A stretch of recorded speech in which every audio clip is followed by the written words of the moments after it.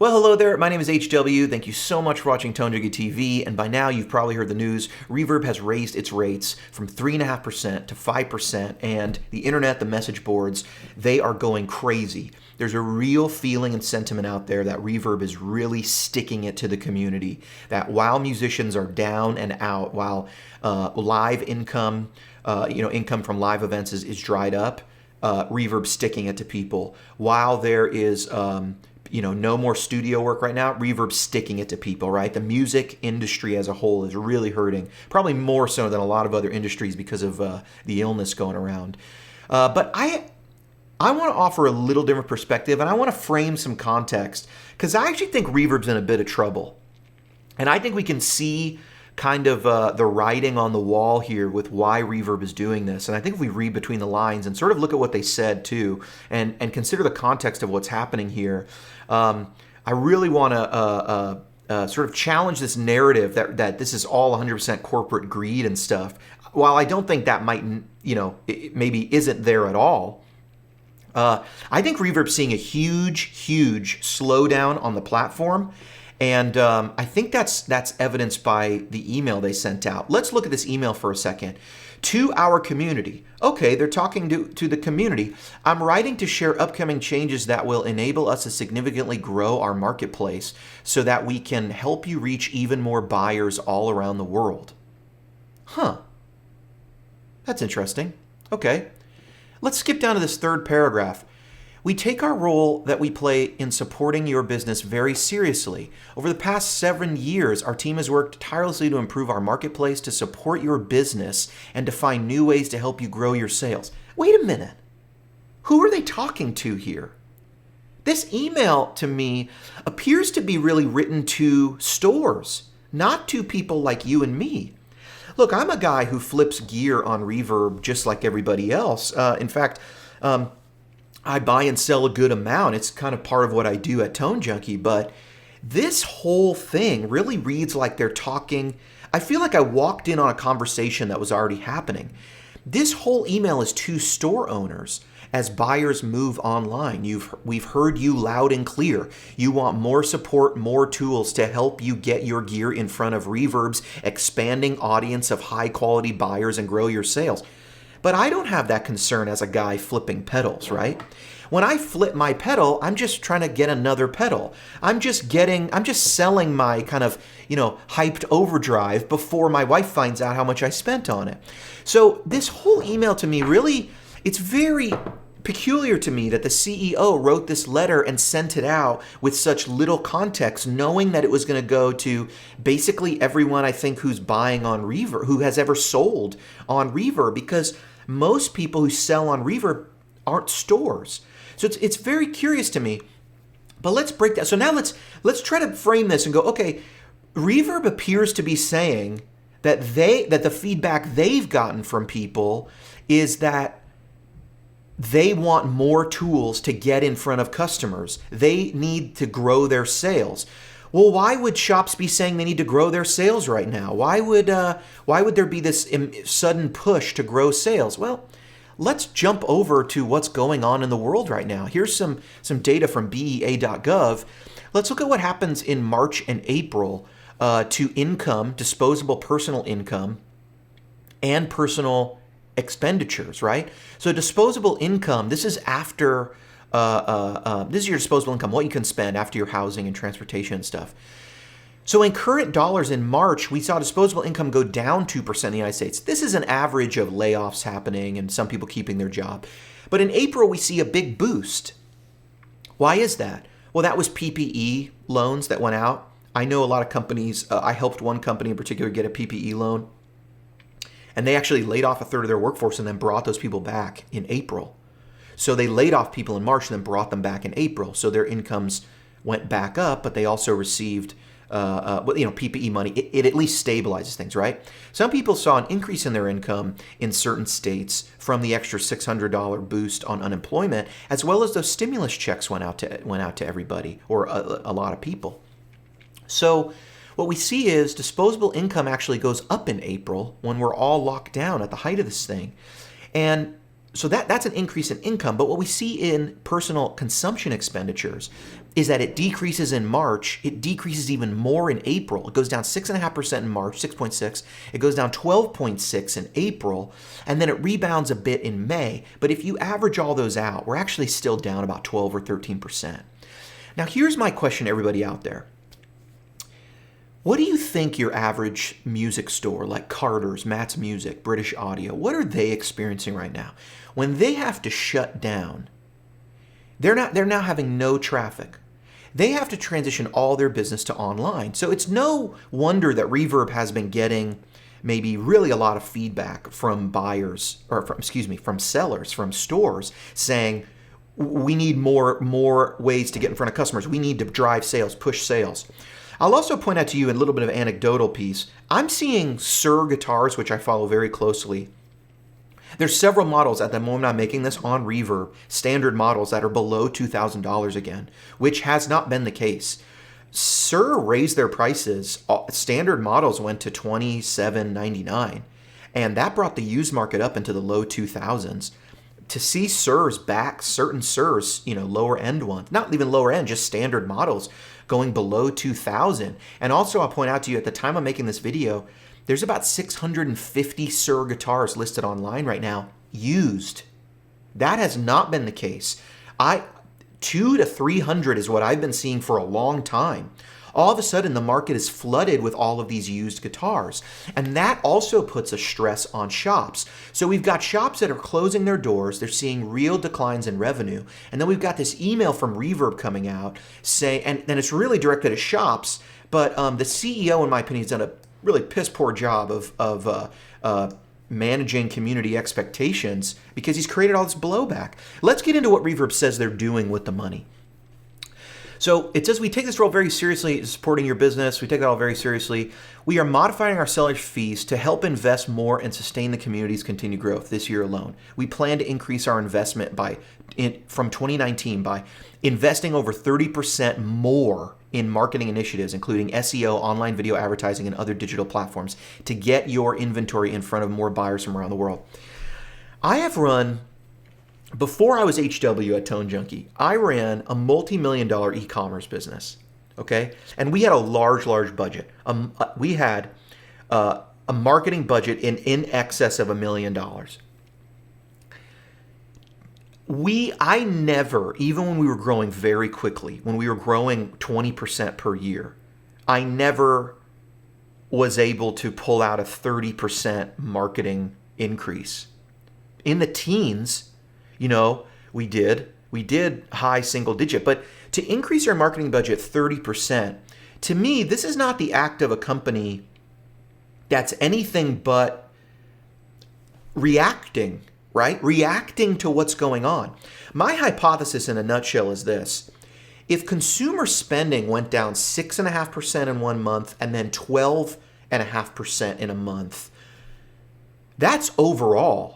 What do we think happened to people's likelihood to purchase a luxury item like a $2,000 guitar or a $3,000 amplifier? There's this thing that exists in the makeup world. It's called I think it's called the L'Oreal effect or L'Oreal index. It might be called the Revlon index. We could look it up, but it's basically this idea. When women stop shopping because the economy gets bad, they don't actually stop shopping. But instead of purchasing expensive handbags and clothing, they actually just go buy lipstick. See, they still get their fix of something new, and they still want something to make them feel excited and feel beautiful.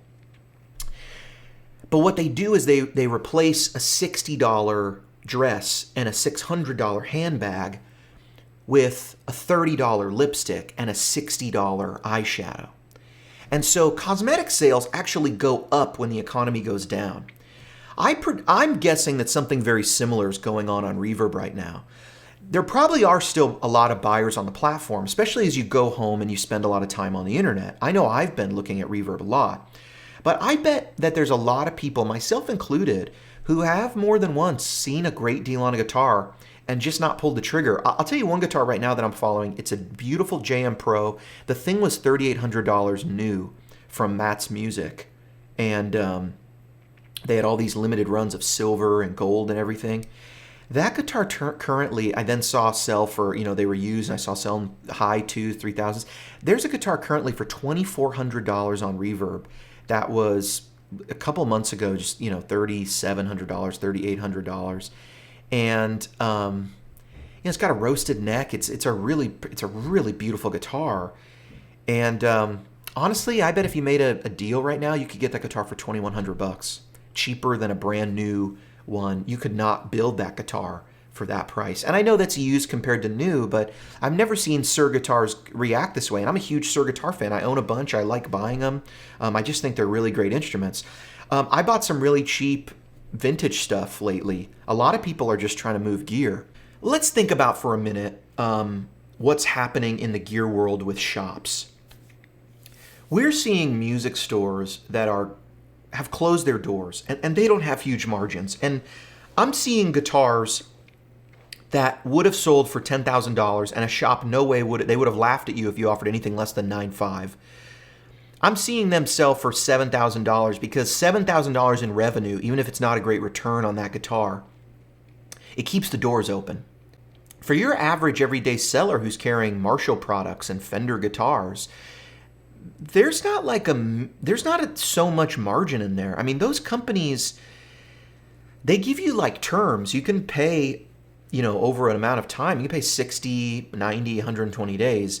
Guitar Center often breaks those terms. But, a shop just basically can't afford right now to close their doors, transition completely online, and generate enough web traffic to make up for their online, to make up for their foot traffic. If they've been investing in rent in a space or they bought a retail space, that retail space is supposed to attract customers. When you cut that off, they still have those costs. And now they're being forced to, well, then you have to make it up online. So what I'm seeing is a ton of retailers now add their entire catalog online. There's way more stuff on Reverb than I've ever seen. I mean, the Suhr guitar thing, it's like, it literally is double or triple the amount of used Suhr guitars. New, I haven't really kept up with the numbers, but I'd imagine, if a company like Carter's didn't used to put all their stuff up, other vintage shops didn't used to put all their stuff on Reverb, but you'd see stuff. It's all going to be up there now. And so Reverb is like the platform. So while I do know, I look at it like this. I understand the argument that 1% is going to help put shops out of business.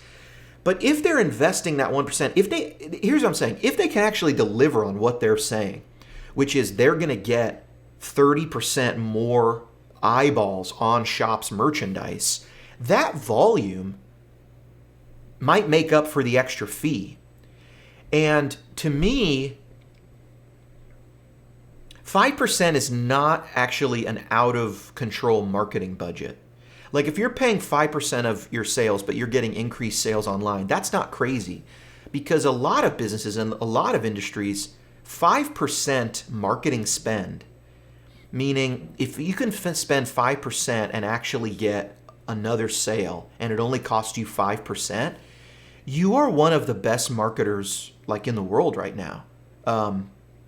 Depending on the industry, digital goods like software as a service, if you buy a Salesforce contract, if you buy any SaaS product, if you're in a business that buys those, bro, those marketing budgets are 40 and 50% of the price, meaning they're spending $1,000 to get a customer who will spend $2,000.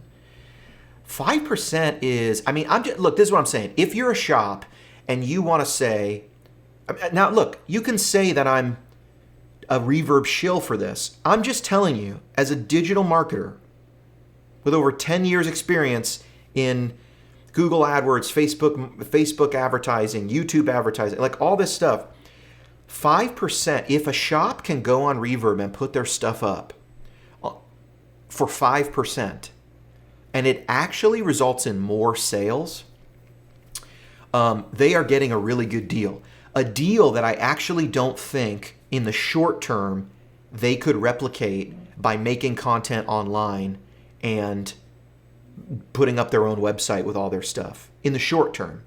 Now, in the long term, I think there's huge residual value for a shop like Carter's to be putting up demos of a vintage Dumble and associating their brand with the highest quality digital stuff, of course.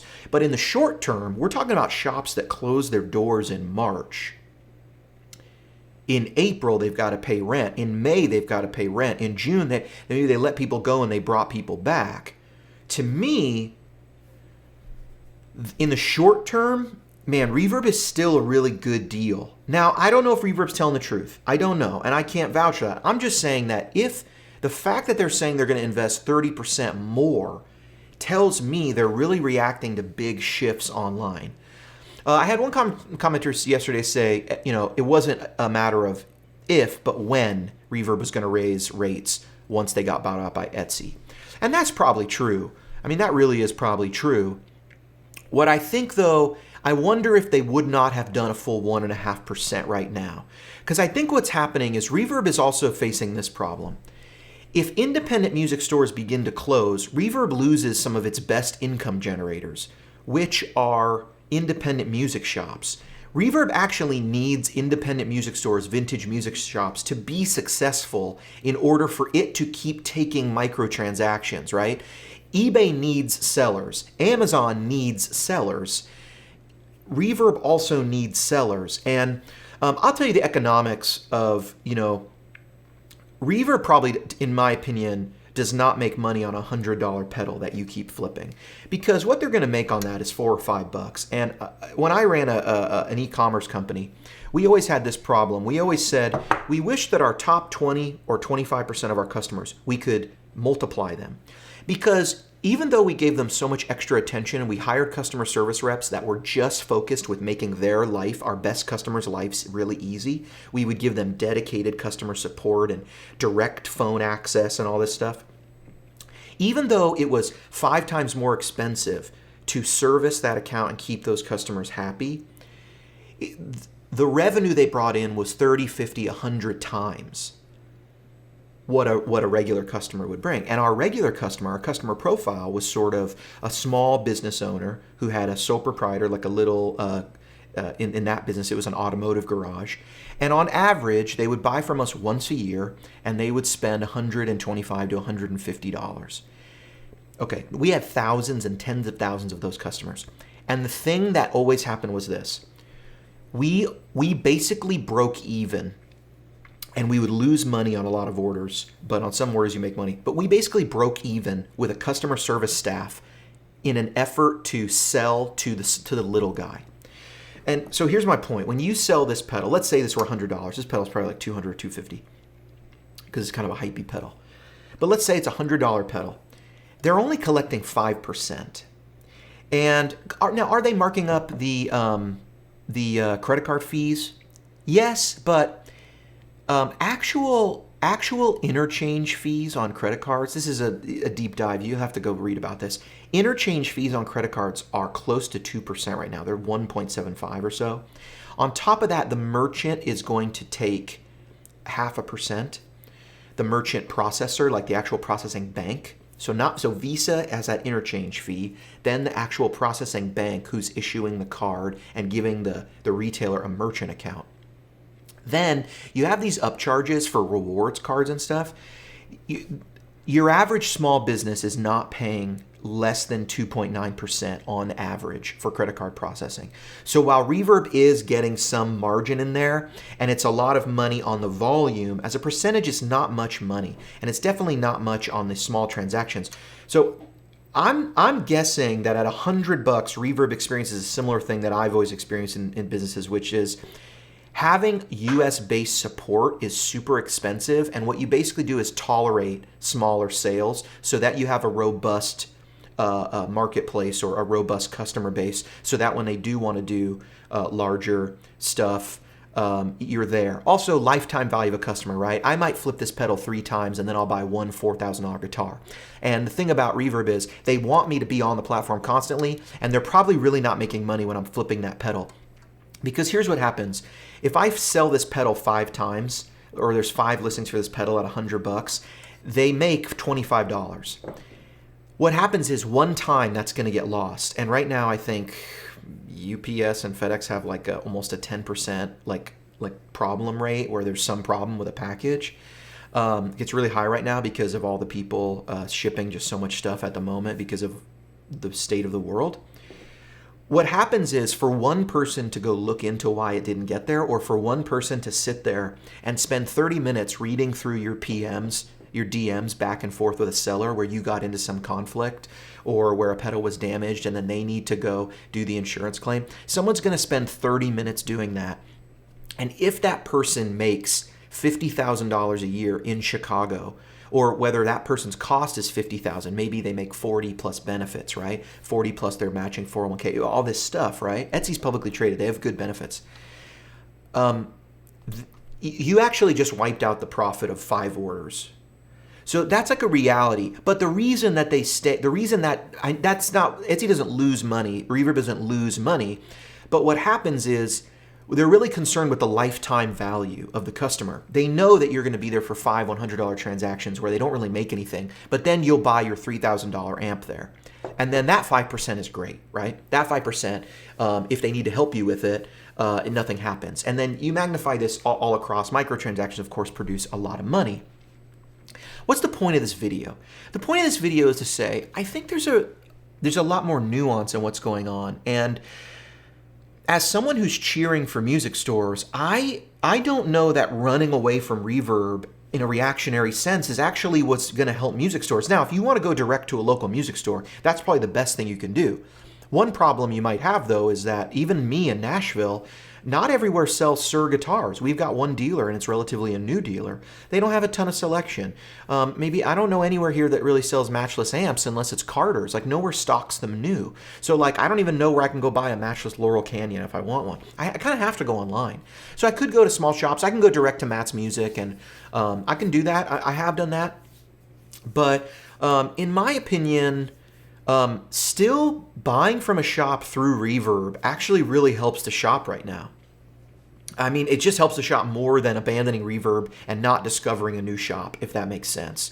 So I think while it's understandable to be upset, I think that there's a lot of business owners who read this email very differently. I think they're experiencing a different thing and they sort of are having a different experience with all this, and man, I've let people go. I've had to let people go, not in this COVID thing, because now it's just me. I work for myself, and I have a friend, Shelly, who she doesn't work for me, but she works with me. She's just a contractor. She's freelance. She does her own thing, and we work together pretty much every week on a couple little, projects and stuff. But I've laid people off. Man, I've had to do that, and it's no fun. And most small business owners have the majority of their net worth and their life savings wrapped up in a store. And having your life savings wrapped up in a gear store, and to know that, maybe you stock Marshall products and they have 60-day terms and you have to sell, you got to pay them in 60 days and you were just shut down for 30 plus days. Like, that Marshall bill's coming due and they're going to start charging you interest. And if you don't pay them, well, not only will they come after you, but they won't sell you more product in the future. So I think I just think it's a little more complicated than Reverb is, like, straight up greedy. So go support a local shop. I hope this isn't too long. My name has been HW. Thanks so much for watching.